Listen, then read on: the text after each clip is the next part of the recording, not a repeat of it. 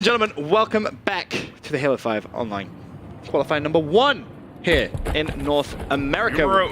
Numero uno, Alex. And that excites me because it means there's so much more Halo 5 Guardians action to watch. Obviously, we just saw Evil Geniuses win in round number 5 against, I believe, the Hype. Now they're at round number 6. They're going up against Allegiance Golden Boy. What can you tell me about that squad? Again, you know, we talked about them a little bit in the show, right? You know, these are basically, like as I said before, the next generation of players, of course, along with Nated, a veteran in this space. This is a squad with tons of potential. We'll see if this will, this is essentially like their biggest test, in my personal opinion, in a tournament environment, especially for a tournament as important as this one. But it seems like they are going to be able to get the first cap here on CTF, and they do. They run that one right through the silo side. Beautiful work from the EG treehouse all the way over to their silo, and they are able to capture that one. That's typically the route that you're going to take in CTF. Brilliant work there out of Allegiance. Yeah, L-Town being the flag runner for the squad. And he did a fantastic job for a minute. I thought he was going to go down, but managed to play his life. Spectre with a big kill there on Lunchbox. That was the flag carrier. Taking a look at Lethal, top mid, as he's just raining down some shots, picking up the assist with the help from Snipe Down. That flag is going to be away. The question is, who has it in their control? Not going to be Lunchbox. Is it Roy? He has it so very close. This should be 1-1. And yes, it is going to be 1-1, and EG looking fantastic. And he also is going to have that railgun, which just causes so many problems. It's a, I wouldn't say it's a fairly easy gun to shoot, but I would say that it is, in the right hands, it looks easy, you know, because I've seen many a matchmaking noob just absolutely be terrible with it and kill me a couple times. Many a matchmaking noob. Many a matchmaking noob, my friend. Fair enough, fair enough. Railgun does actually go down. That's going to be on Roy's X.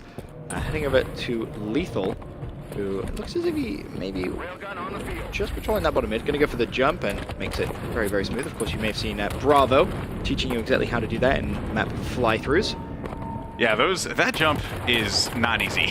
It is. You mess it up. You know, in the video they make it seem like it's so easy. Listen, it's not easy. Okay, don't let the don't let Bravo 3 unlock something for the pro players, because I can't do that jump. Really? Right? And I'm a super talented player. I mean, I'm like the best in the lobby when I play.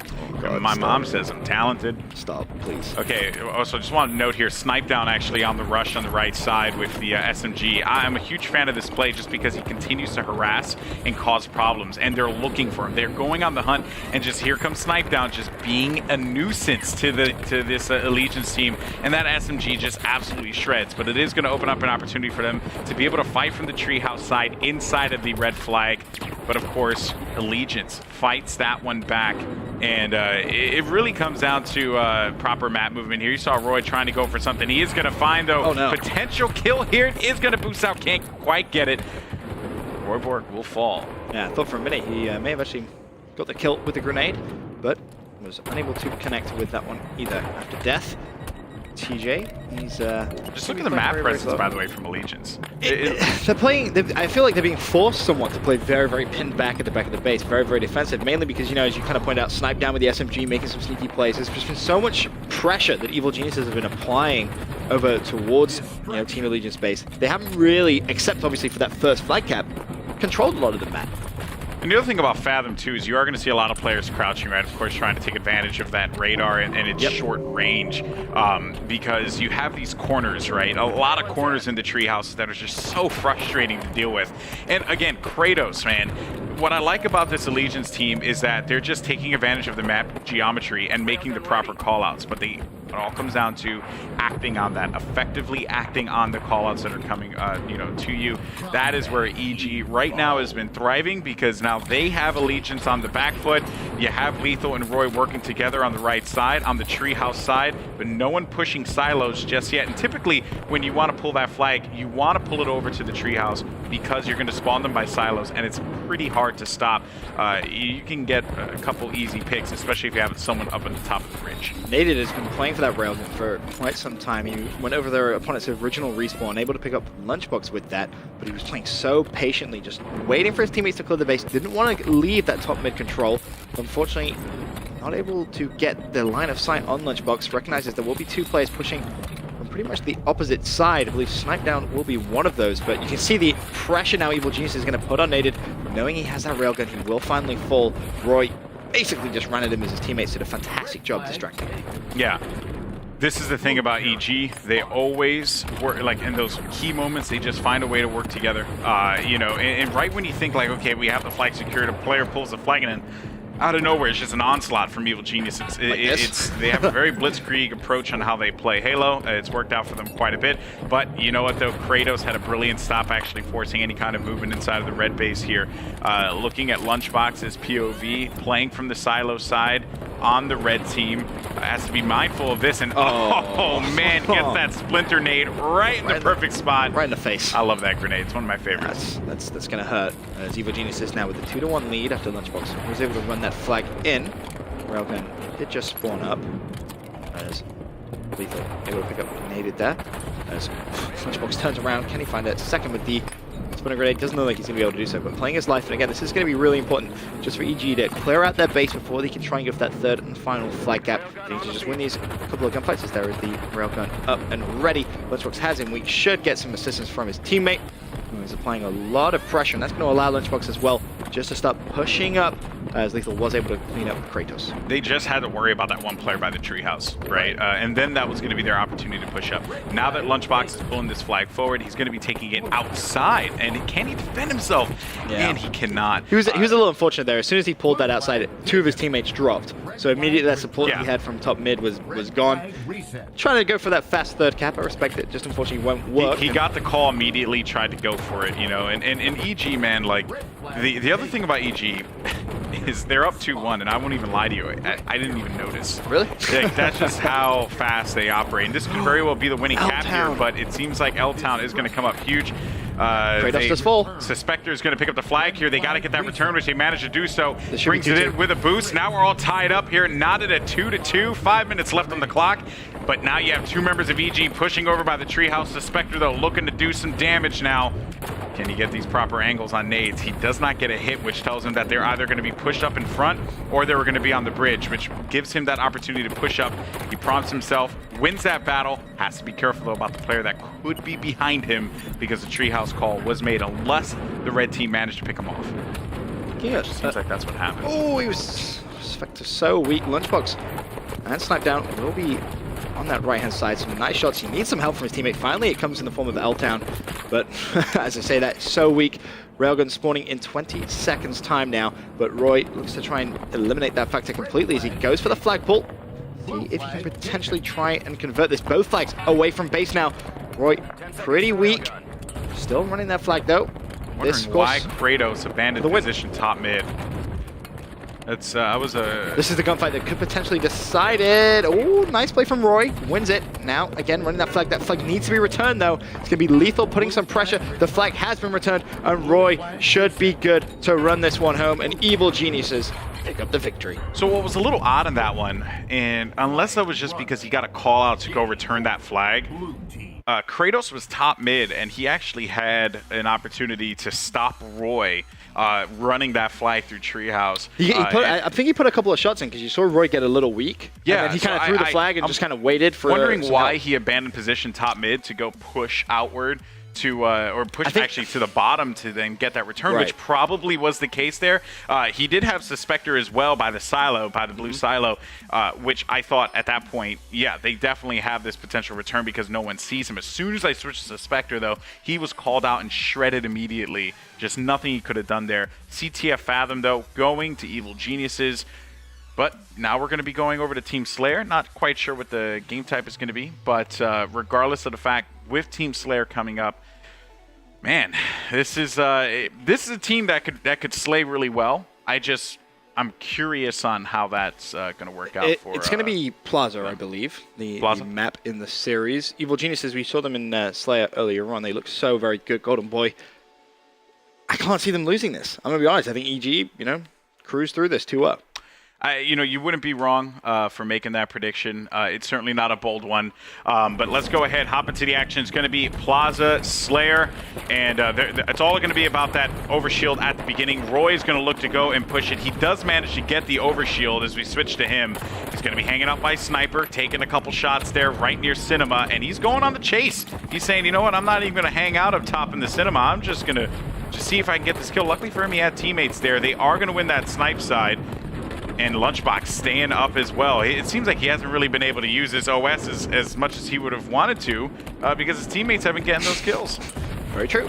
Very true indeed. He gets tagged up from up top, turns around, and his OS will be gone now. So as you said, L-Town shoots the barrel and Roy falls. As you said, not the most efficient OS, but it's the first OS of the game.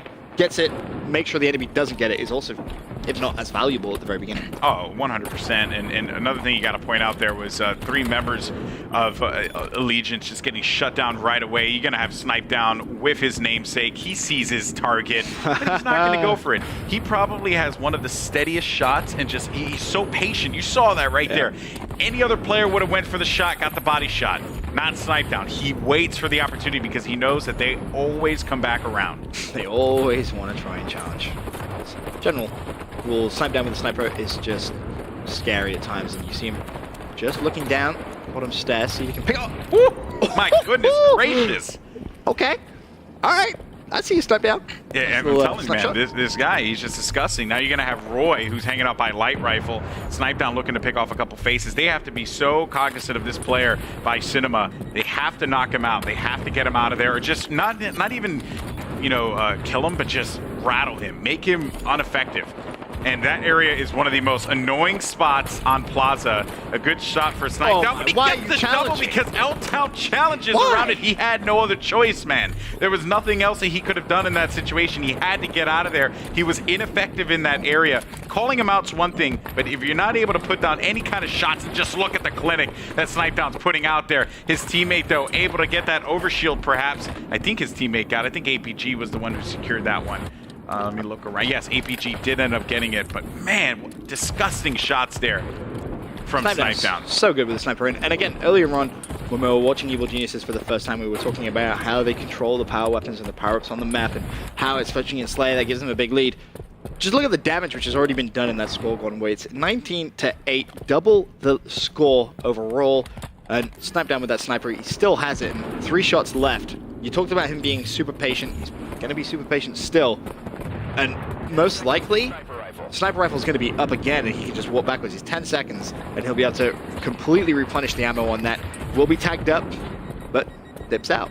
Nice play from Snipe down. He can now just replenish his ammo. Yeah. But he needs some support. He can't go for this by himself. No way. No, he cannot. He is going to have Lunchbox with him, but they have to worry about the players that are going to be surrounding them. L-Town, though, is going to be by himself. I don't think he's going to be able to stay alive long enough here, which means that Cinema will open up once again. The movies are open for Snipe down to take his sniper and continue to do what he does best. Suspector, though, trying to be a nuisance down at the bottom. I'm looking at the members of Allegiance to see what they're going to be doing, like what their approach is. Snipe down is 9-0. This is a flawless Team Slayer at this point. He's controlled the first sniper for the entire length. Now the second one, it seems, will be going a similar way. Smart play, shoots the barrel, make sure he can't be snuck upon.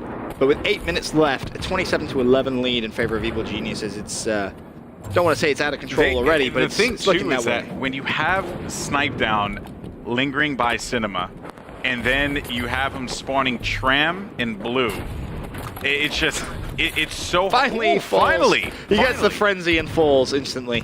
But Spectre, I think it's fair to say the damage has been done. Not necessarily, though, right? You don't think? I think that they certainly have done quite a bit to them, don't get me wrong. But now that you got the snipe, oh my goodness.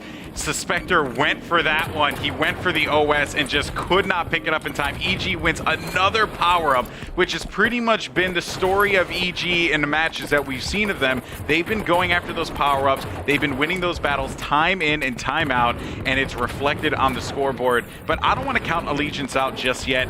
If any of these players get on a hot streak, they could realistically do some big damage here. But then again, though, They're going to need to control the next OS. If they're going to have any chance of coming back into this game, that's going to have to be the first thing. They need to get rid of Snipedown with a sniper because he's managed to pick it up once again. Where is he? There he is. Snipedown currently sitting at 13-1. Just one death shows you how efficient he's been with that sniper, especially considering Evil Genius is now just 14 kills away from another hot 2-0 victory, which will progress them through further into the bracket, actually put them in that round 8. Oh, sorry, the top 8. Yeah, they'll be in the top 8. Round Every 7, player at this point in time is just paranoid because of Snipedown and the presence that he has on Cinema. You have players spawning in Tram, you have one guy by light rifle, another one by blue, and another one by yellow, and they're pretty much just getting pinned because EG knows exactly where they're located. There's really not much more you can do about it. They know that they're pinned inside of blue, all the way back there. They know it, right? There's just nowhere for them to go. And Snipedown is just waiting to find the angles. Just an FYI, 14 kills, 5 assists, 5 deaths for Lunchbox. 13 kills, 2 assists, 1 death for Snipedown in this matchup. 1 death. And what's scary is Sniper Rifle up again. They have to contest Snipedown. They cannot allow him to just pick up that ammo. But you know, the teamwork is just so strong. Lunchbox with a kill, Roy with a kill. I feel so sorry for Allegiance because they just can't get close to Snipedown. It's simply his presence, and you should probably just go to another player because what Snipedown doing is here, sure, he's picking off some faces, but what he's doing is he's putting the fear of the sniper rifle in Allegiance. OS right? is up. This is going to be the chance for Allegiance. Yeah, well, they're not going to get it because they're all pinned inside of blue, and Snipedown's making sure that no one comes out of that big door. So again, they put the fear of the sniper in Allegiance, and because of that, Allegiance, they're getting picked off by the other members of EG because when you think you have exactly that to deal with Snipedown and you think he's the one carrying the game, you could just look at the scoreboard and realize that Lunchbox has 16 kills. Roy has 9 kills and 10 assists. Lethal has 6 kills on his person as well. But Lunchbox, that is the statistic that you have to keep in mind. 16 kills, 7 assists for him so far. He's pretty much been causing problems. I think you may see Snipedown get maybe a little aggressive with that sniper rifle now. Ooh, goes to the no-scope, misses. Misses again, too, but he has plenty more bullets. Doesn't even matter. He went for the razzle-dazzle, doing quite fine. It's over. I expected him to go for something fancy towards the end, but as you said, you summed that up so well, Golden Boy. It was